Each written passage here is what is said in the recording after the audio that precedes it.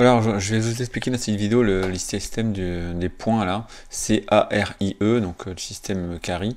Donc en fait, chaque lettre qui est ici vaut un point.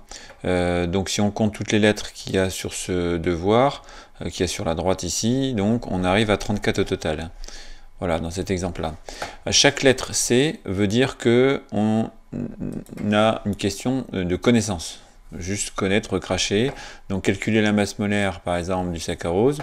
Donc il faut me donner la formule et après on fait le calcul. On applique. Le A c'est appliquer.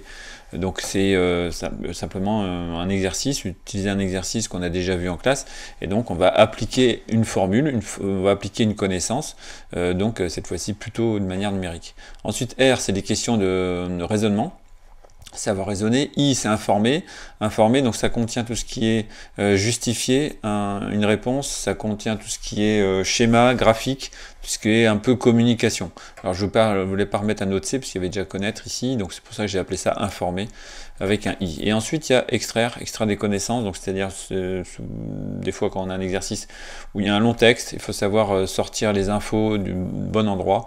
Bon, après, ce genre de questions-là, ce genre de compétences-là, il n'y en aura pas beaucoup.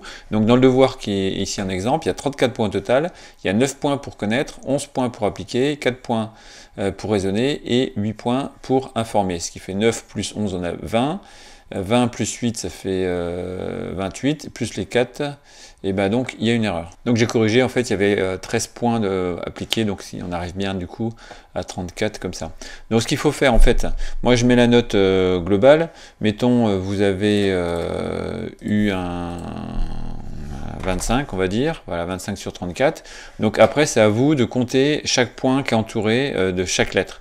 Donc mettons on va dire que pour connaître on a eu 6, ensuite là par exemple on a eu 10, donc ce qui fait déjà 16, donc il me faut encore 9 points ici, donc on va dire 2, et puis 7. Voilà, donc normalement ça devrait faire le compte. Donc ça fait 10 et 6, 16, 16, 18, on est bien à 25. Voilà. Donc du coup, à partir de là, vous avez fait vos petits calculs, c'est-à-dire calculer vos pourcentages de points. Donc du coup, si je fais 6 sur 9, ici ça va me faire 0,67, donc ce qui va me faire 67%. Voilà. Ensuite, si j'ai ici 10 sur 13, ça me fait 0,76, donc et 9 derrière, donc ça me fait 77%. Voilà.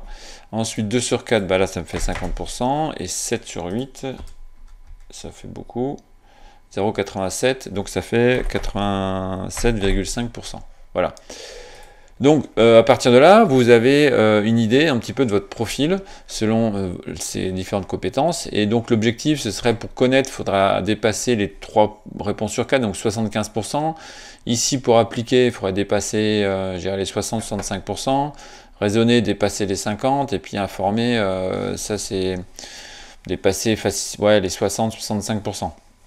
Voilà, donc comme ça vous pouvez voir vos points de faiblesse en fait, si vous avez un problème de connaissance, donc de mémorisation du cours, un problème pour appliquer les exos, un problème de raisonnement, c'est-à-dire que vous ne maîtrisez pas, vous ne comprenez pas suffisamment, et puis un problème de communication ici sur les points informés.